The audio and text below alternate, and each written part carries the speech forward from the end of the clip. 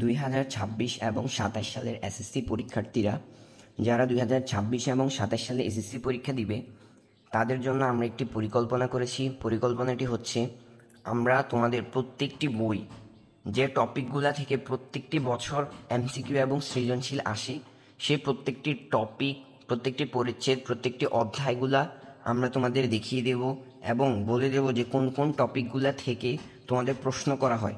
ঠিক আছে, এই জন্য আমি একটি বই নিয়েছি। এই বইয়ে আমি তোমাদের দেখিয়ে দেব যে বাংলা ব্যাকরণ এখানে কোন কোন টপিকগুলা থেকে, কোন কোন পরিচ্ছেদগুলা থেকে প্রশ্ন করা হয়। তো চলো দেখিনি। তোমরা অবশ্যই চ্যানেলটি সাবস্ক্রাইব করে রাখবে, কারণ এই চ্যানেলে আমরা নিয়মিত ভিডিওগুলো দিয়ে থাকি যেগুলো তোমাদের উপকার হবে। তো চলো আমরা দেখিনি। তো বাংলা দ্বিতীয় বই অবশ্যই তোমাদের সকলেরই আছে। তো তোমরা বাংলা দ্বিতীয় বইটি খুলে বসে যাও।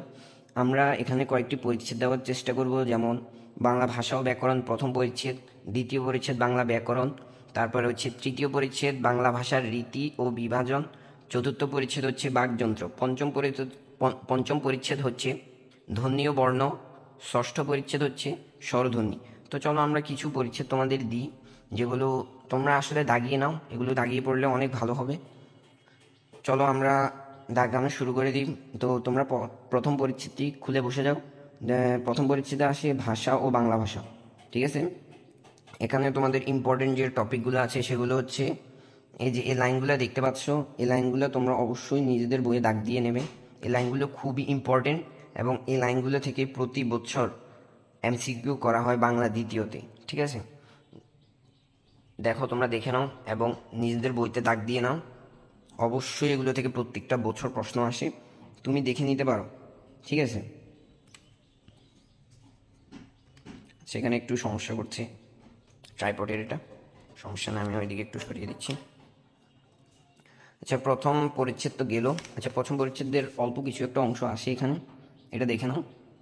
ঠিক আছে, আমি এখানে যেভাবে দাগ দিয়েছি তোমরাও সেইভাবে দাগ দিয়ে নেবে এবং এগুলো প্রত্যেকটা ভালো করে মুখস্থ করে নেবে এবং এগুলো থেকে প্রত্যেকটা বছর এমসিকিউ আসে। ঠিক আছে, এবং এখানে দেখে নাও যে 10টি এমসিকিউ দেওয়া আছে বহু নির্বাচনী। এগুলো আমরা সঠিক উত্তর কোনগুলো সেগুলো দিয়ে দিয়েছি, তোমরা চাইলে তোমাদের বইতে দাগ দিয়ে নিতে পারো। তো এখন চলো দ্বিতীয় পরিচ্ছেদে যাওয়া যাক। দ্বিতীয় পরিচ্ছেদে দেখতে পাচ্ছ যে এই লাইনগুলো খুবই খুবই ইম্পর্টেন্ট। যেমন ব্যাকরণ কাকে বলে, এই ব্যাকরণে কী নিয়ে আলোচনা করা হয়, কত সালে প্রথম বাংলা ব্যাকরণ প্রকাশিত হয়েছিল, কে প্রকাশ করেছিলেন, বাংলা ব্যাকরণের আলোচ্য বিষয় কয়টি, এগুলো খুবই খুবই ইম্পর্টেন্ট। ঠিক আছে, যেমন ধ্বনিতত্ত্ব, রূপতত্ত্ব, বাক্যতত্ত্ব, এগুলো তোমরা অবশ্যই দাগ দিয়ে নেবে। এখানে আমি যতগুলো লাইনে দাগ দিয়েছি তোমরা এগুলো দাগ দিয়ে নেবে, এগুলো খুবই ইম্পর্টেন্ট। চলো পরের পৃষ্ঠায় যাওয়া যাক। এখানে অর্থতত্ত্ব দেখতে পাচ্ছ, এই অর্থতত্ত্বের মধ্যে আমি যেগুলো দাগ দিয়েছি এগুলো অবশ্যই পড়বে। আর এখানে বহু নির্বাচনীগুলো দেখে নাও, সঠিক উত্তরগুলো আমরা দাগ দিয়ে দিয়েছি, তোমরা চাইলে মিলিয়ে নিতে পারো। তো চলো তৃতীয় পরিচ্ছেদে যাওয়া যাক। দেখতে পাচ্ছ তৃতীয় পরিচ্ছেদেও কিছু ইম্পর্টেন্ট লাইন আছে। তৃতীয় পরিচ্ছেদে সাধারণত বলা আছে বাংলা ভাষার রীতি ও বিভাজন নিয়ে বলা আছে। এখানে কথ্য ভাষা রীতি, আঞ্চলিক কথ্য ভাষা রীতি, প্রমিত কথ্য রীতি, লেখ ভাষা রীতি ইত্যাদি নিয়ে বলা আছে। এরপরে দেখো সাহিত্যিক ভাষারীতি, সাধু ভাষারীতি, এই লাইনগুলো খুবই ইম্পর্টেন্ট। আর এখানে সাধু ভাষারীতির সাধারণ বৈশিষ্ট্যগুলো খুবই গুরুত্বপূর্ণ, এগুলো দেখে যাবে অবশ্যই। এগুলো ক্রিয়ার রূপ এবং সাধারণ সাধুরীতির বহু সর্বনামে হ বর্ণযুক্ত থাকে, এগুলো খুবই ইম্পর্টেন্ট, এগুলো থেকে প্রশ্ন আসে। আর এখানে এই পৃষ্ঠা থেকে এগুলো ইম্পর্টেন্ট। প্রমিত রীতি অবশ্যই এগুলো ভালো করে নিজের বইতে দাগিয়ে রাখবে এবং এগুলো প্রত্যেকটা পরীক্ষায় তুমি গাইডের এমসিকিউ পড়ার দরকার নেই। ঠিক আছে, বই থেকে তুমি এমসিকিউ পড়ে যে 100% তোমার কমন আসবে। দেখে নাও এগুলো অবশ্যই, এখানে সাধারণ বৈশিষ্ট্যগুলো পড়ে যাবে, এগুলো খুবই ইম্পর্টেন্ট, এমসিকিউতে এগুলো আসে। ঠিক আছে, চলো পরের পৃষ্ঠাগুলো দেখা যাক। আর এখানে পরের পৃষ্ঠাতে তেমন ইম্পর্টেন্ট নেই, তাও এগুলো পড়ে যাবে অবশ্যই। আর এখানে এমসিকিউগুলা দাগানো হয়নি। আচ্ছা, তোমরা পরিচ্ছেদটা পড়ে অবশ্যই দাগিয়ে নেবে আশা করছি। এরপরে চতুর্থ পরিচ্ছেদ হচ্ছে বাকযন্ত্র। ঠিক আছে, এখানে দেখতে পাচ্ছ যে বাকযন্ত্রের মধ্যে ইম্পর্টেন্ট লাইনগুলো আমরা দিয়েছি। আর অবশ্যই অবশ্যই তোমরা এটা পড়ে যাবে, এটা ভালো করে তোমরা অবশ্যই দেখে যাবে, কারণ এটা থেকে প্রশ্ন আসবে, ঠিক আছে। আর এখানের এই লাইনগুলো খুবই ইম্পর্টেন্ট, এগুলো পড়ে যাবে। আর পরের লাইন দেখতে পাচ্ছ ষড়যন্ত্র, জীব, আলজীব, তালু, মূর্ধা, দন্তমূল, এগুলো খুবই ইম্পর্টেন্ট, ঠিক আছে, এগুলো পড়বে। তারপর এখানে নাসিক্য আছে, এটা এটা খুবই একটা কমন প্রশ্ন, চাইলে তোমরা মুখস্থ করে নিতে পারো, ঠিক আছে। আর এখানে বহু নির্বাচনীগুলো আমরা দাগ দিয়ে নিয়েছি। চলো আমরা পঞ্চম পরিচ্ছেদে চলে যাই। এখানে ধ্বনি ও বর্ণ নিয়ে আলোচনা করা হয়েছে। এখানে ধ্বনি ভাষার ক্ষুদ্রতম একক, এখান থেকে শুরু করে অনেকগুলা ইম্পর্টেন্ট লাইন আছে। অবশ্য এই পরিচ্ছেদ থেকে খুব একটা প্রশ্ন আসে না, যদিও আসে তাহলে প্রশ্নগুলোই প্রত্যেকটা বছর রিপিট করা হয়, ঠিক আছে, এখান থেকে দেখে নিতে পারো। আর অবশ্যই যুক্তবর্ণগুলো পড়ে যাবে, যুক্তবর্ণগুলো থেকে অনেকগুলা প্রশ্ন আসে, ঠিক আছে। আর এখানে আমরা বহু নির্বাচনীগুলোর উত্তর দিয়ে নিয়েছি, দেখতে পারো, এই যে, ঠিক আছে। আর তোমাদের একটা কথা বলি, এখানে যে তোমরা যুক্তবর্ণগুলো দেখতে পাচ্ছ, এগুলোর মধ্যে কয়েকটা খুবই ইম্পর্টেন্ট। অবশ্য আমি তোমাদেরকে বলে দিচ্ছি কোন কোনটা ইম্পর্টেন্ট। এখানে দেখতে পাচ্ছ এই যে হ যোগ ম, এটা ইম্পর্টেন্ট। তারপরে এখানে দেখতে পাচ্ছ যে এটা খুবই ইম্পর্টেন্ট। তারপরে এই এখানে এখানে এটা খুবই ইম্পর্টেন্ট। তারপরে হচ্ছে এটা খুবই ইম্পর্টেন্ট। তারপরে এটা খুবই ইম্পর্টেন্ট, এগুলো পড়ে যাবে, অবশ্যই পড়ে যাবে, ঠিক আছে। আর এখানে হ্যাঁ, এটা খুবই ইম্পর্টেন্ট, এটা খুবই ইম্পর্টেন্ট, আর এটা খুবই ইম্পর্টেন্ট, ঠিক আছে, এগুলো পড়ে যাবে। চলো আমরা ষষ্ঠ পরিচ্ছেদে দেখি। ষষ্ঠ পরিচ্ছেদে স্বরধ্বনি নিয়ে আলোচনা করা আছে, ঠিক আছে।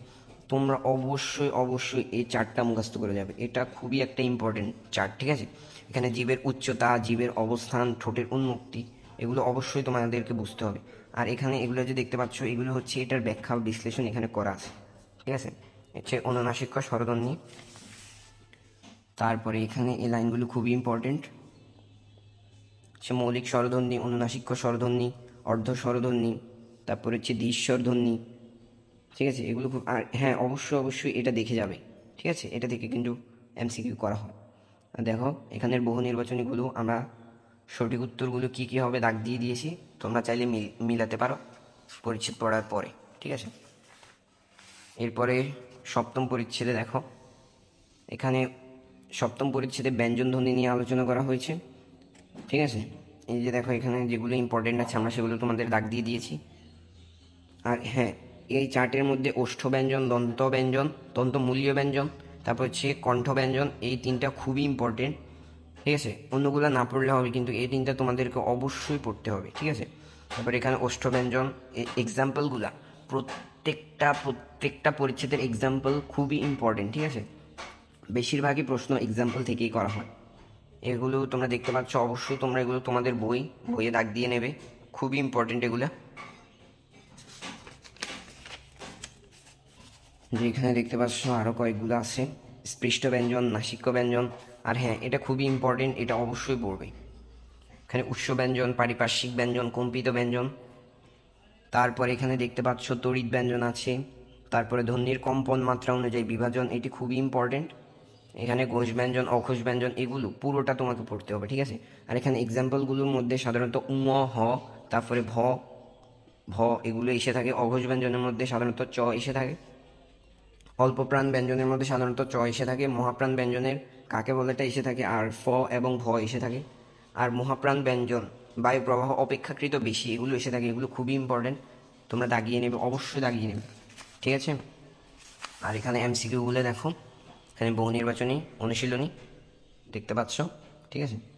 তো আজকে এই পর্যন্তই, পরবর্তী আরেকটি ভিডিওতে আমরা পরিচ্ছেদ 8 নিয়ে আলোচনা করব। পরিচ্ছেদ 8 থেকে আমরা যতটুকু পারি তোমাদেরকে বোঝানোর চেষ্টা করব, দাগ দাগ দিয়ে নেব কোনগুলো তোমাদের জন্য ইম্পর্টেন্ট, কোনগুলো পড়ার দরকার, ঠিক আছে। তো আজকে এই পর্যন্তই, তোমরা সবাই ভালো থাকবে, সুস্থ থাকবে, এই আশায় আজকের ভিডিওটা এখানেই শেষ করছি। আসসালামু আলাইকুম ওয়া রাহমাতুল্লাহ।